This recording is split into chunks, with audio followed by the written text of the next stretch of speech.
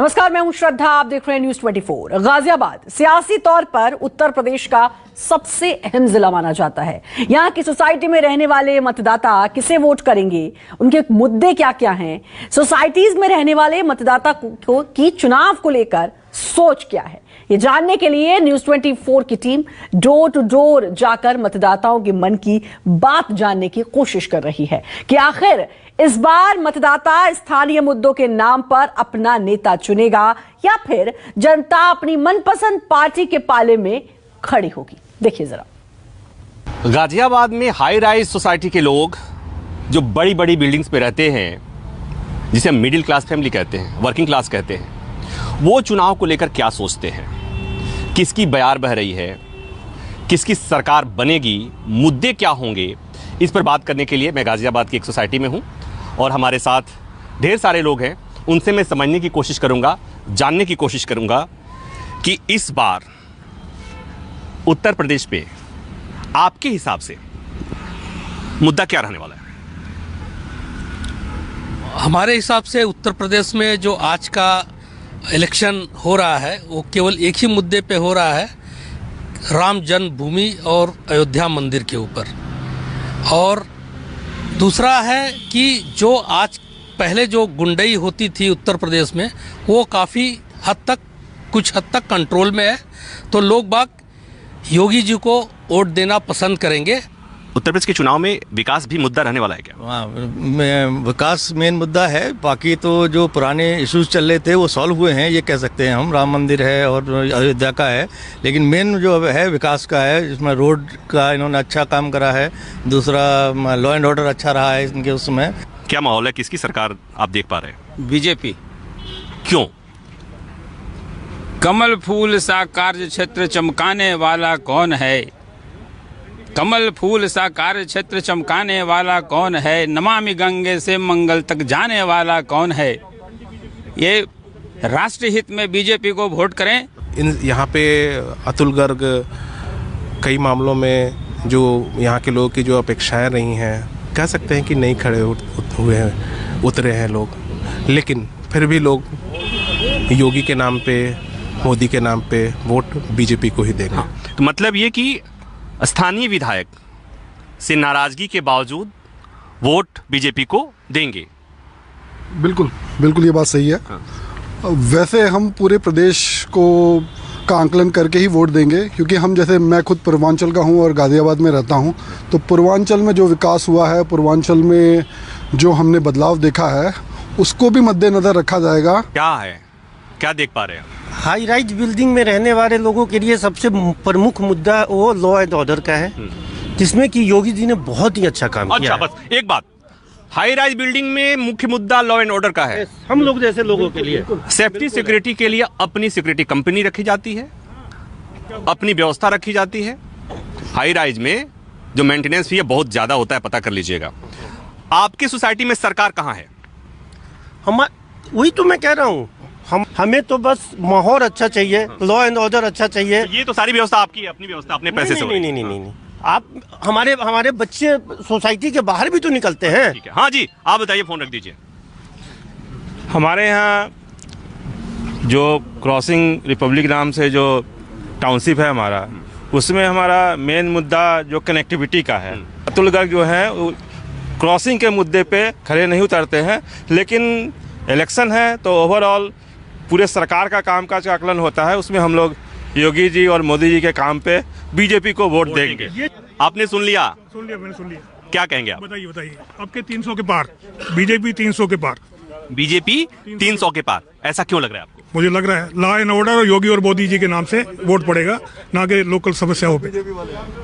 अच्छा, आप क्या कहेंगे? आपको कुछ कहना पड़ेगा कुछ। अच्छा जी, मेरे हिसाब से तो 200 के आसपास सीटें आएंगी बीजेपी की। इसीलिए आप नहीं बोल रहे थे? हाँ, इसलिए नहीं बोल रहे, क्योंकि सारे चैनल तो तकरीबन बिकाऊ हैं। आपका जो चैनल है अच्छी चीज दिखाता है, सही चीज बताता है, प्रूफ के साथ बताता है। और इनका तो क्या है कि राम मंदिर, मथुरा, ये वो हिंदू मुस्लिम, इसके अलावा कोई काम नहीं है। लेकिन इसके अलावा तो मुद्दे होते हैं ना चुनाव में। क्या कोई मुद्दा यहाँ तो कोई मुद्दा ही नहीं है। ना अतुल गर्ग ने कोई यहाँ काम किया, एक ईंट भी नहीं लगवाई। महंगाई है, बेरोजगारी है, शिक्षा का चौपट कर दिया गया है, कोरोना का मैनेजमेंट सभी ने देखा है। गांव में जाइए तो हमारे खेतों में सांड पूरी तरह चल रहे हैं। ये सच्चाई है इस देश की। धार्मिक मुद्दों पर चुनाव नहीं लड़ा जाना चाहिए। हमारे साथ समीर आत्मज मिश्र हैं, वरिष्ठ पत्रकार हैं। समीर आत्मज, आप एक पत्रकार के साथ साथ एक वोटर भी हैं, यहाँ आप रहते हैं। ये जो बातें आपने देखी कि मेंटेनेंस खुद देते हैं, अपने विधायक अपने मंत्री से खुश नहीं है, फिर भी वोट देंगे बीजेपी को, क्या लगता है आप, मतलब ऐसा क्यों हो रहा है? देखिए, एक तो ये है ना कि जो हाई राइज सोसाइटीज़ हैं तो समस्या यहाँ तो सारी की सारी समस्याएं पेड हैं। आपको जो भी सुविधाएं मिल रही हैं पेड हैं, तो इनको बहुत ज़्यादा समस्या यहाँ पर उस तरीके से दिखाई नहीं पड़ती है। और बाहर निकल रहे हैं तो जो समस्याएं सबके साथ हैं वो हैं बाकी चीज़ें। और जो अभी कई सारे लोग ये बता भी रहे हैं कि वोट हम किस लिए देंगे, मतलब देंगे बीजेपी को देंगे और क्यों देंगे ये भी बता दे रहे हैं। तो दरअसल यही मुद्दा ही पूरे उत्तर प्रदेश में इस समय अगर चुनाव में यूपी के चुनाव को देखा जाए तो यही है, जो 85 वर्सेस 15 और 80 वर्सेस 20 इसी की लड़ाई है। अब इन दोनों की लड़ाई में यानी रिलीजन, धर्म के आधार पर जो बंटवारा एक तरीके से दिखाई पड़ रहा है मतदाताओं के बीच में, और दूसरा ये है कि जाति के आधार पर जो बंटवारा दिखाई पड़ रहा है पूरे स्टेट में, मैं पश्चिम से लेकर पूरब तक लगातार हर जगह देख रहा हूँ, यही है। इस पर कौन हावी पड़ता है, कौन भारी पड़ता है, वही चुनाव के नतीजे तय करेगा। कोई भी पार्टी, और खासकर सत्ता वाली पार्टी जो होती है ना, उस विकास के मुद्दे से भटकाने की कोशिश करती है। और इस चुनाव में भी जैसा समीर ने कहा कि बाकी सारे मुद्दे हावी रहेंगे विकास को छोड़कर। बस इतना ही। कैमरामैन सुनील के साथ प्रभाकर मिश्रा, न्यूज़ 24 गाजियाबाद। उत्तर प्रदेश का चुनाव अपने पूरे शबाब पर है। न्यूज़ 24 की टीम गांव-गांव जाकर जनता की राय ले रही है। आखिर जनता इस बार वोट मुद्दों पर करेगी या फिर जाति और धर्म के नाम पर बटन दबाएगी? इसी कड़ी में न्यूज़ 24 की टीम ने जेवर विधानसभा के गांव में जनता के मन की बात सुनी। न्यूज़ 24 की टीम पहुंच गई गांव। हालांकि ये बहुत छोटा गांव है और ये जेवर कॉन्स्टिट्यूंसी के अंतर्गत आता है, लेकिन चूंकि यहाँ पर हमने देखा कि महफिल सजी हुई थी, लोग राजनीतिक बात कर रहे थे, तो हम भी यहाँ पर आकर इनसे चर्चा करने लगे कि किस तरीके का मिजाज इस वक्त दिखाई पड़ रहा है चुनाव को लेकर के। तो आइए बात कर लेते हैं। योगी जी तो बिल्कुल दर पे आके और वापस हो गए। लोगों से तो मुलाकात की नहीं। आप लोगों को इसको लेकर थोड़ा सा मायूसी हुई क्या? मायूसी कुछ नहीं हुई। प्रोटोकॉल के तहत हमारे 5 मीटर दूर तक आए और उन्होंने हाथ हिला के सबका अभिवादन करा और सभी ग्रामवासी इस बात से बहुत ज्यादा खुश हैं। बड़े सौभाग्य की बात है, गांव में पहली बार, छोटा सा गांव है हमारा, और पहली बार सीएम, वो भी सो बाबा योगी आदित्यनाथ हमारे यहाँ आए। बड़े सौभाग्य की बात है हमारे लिए, ग्रामवासियों के लिए। वोट हम योगी को कर रहे हैं, अब वो प्रत्याशी को लाभ मिले या किसी को मिले, बाकी हम उसके विरोध में हैं। वोट हम ओनली योगी को कर रहे हैं। अच्छा, क्या दिक्कत है? क्या मतलब आपके प्रत्याशी जो हैं, जो धीरेन्द्र गुप्ता हैं, ठाकुर साहब, क्या दिक्कत है? वे किसी गांव में नहीं गए, किसी आए नहीं, कुछ देखो नहीं, कहो क्या है, कोई रास्ता खराब है क्या, कैसा हो, जैसे विधायक को बनता हो, आए समस्या हल करना, सुनिए कुछ नहीं। आज तक ज्यादा दिन से बने हैं, 5 साल हो गए उन्हें पूरे, आज तक नहीं आए हैं। आज तक नहीं। हाँ, हमारे फिर भी आप देंगे बीजेपी को? सुनिए, हाँ, योगी जी ने देनी है। सुनिए, अच्छा, बीजेपी नहीं, योगी जी को देनी? हाँ, योगी जी को देनी है। आप भी यही मानते हो कि बाबा के आने से क्राइम कम हो गया? लेकिन विपक्ष तो कहता है कि भाई बेरोजगारी बढ़ गई है और जो है मनमर्जी चल रही है, किसान बहुत दुखी है, खुश नहीं है। आप क्या कहेंगे? हम कह रहे हैं जी, किसान सब ठीक है, कोई दिक्कत ही नहीं है, लेकिन कुल मिला के हम वोट जो देंगे बीजेपी को देंगे, यानी मोदी जी को। साल में हमें क्या मिला इस सरकार से? हमारी भैंस खरक में खुले में नहीं बांध सकते थे। अखिलेश की सरकार होती थी, हमारे हुक्का भी चले जाते थे बैठकों से। और अब हम जब से बाबा की सरकार आई है, जब से हम खुले गेट, खुले मंच, सब लोग सोते हैं। कोई हमारी आज तक किसी भैंस, किसी कोई नुकसान नहीं हुआ आज तक। 5 साल में बाबा ने जो काम किए हैं वो किसी सरकार में नहीं हुए। बात 5 साल प्रत्याशी आता है, सबकी पूर्ति नहीं कर पाता। हाँ, कहीं विरोध होता है, कहीं लोग सपोर्ट में भी होते हैं। बसपा का क्या लग रहा है आप लोगों को कि बसपा कहीं नहीं दिखाई दे रही है? बसपा कांग्रेस कहीं नहीं? मैडम, बसपा इस बार जनाधार में है और 2 जो सीट है अभी जेवर की और दादरी की, और जो अब समीकरण लग रहे हैं, लगता है कि वो आने वाले टाइम में वो सीट दोनों बसपा की झोली में जाएंगी। अच्छा, क्योंकि अभी मैं बता रहा हूँ आपको, आप देहात में देख लो, ये लोग तो सब बीजेपी कह रहे हैं।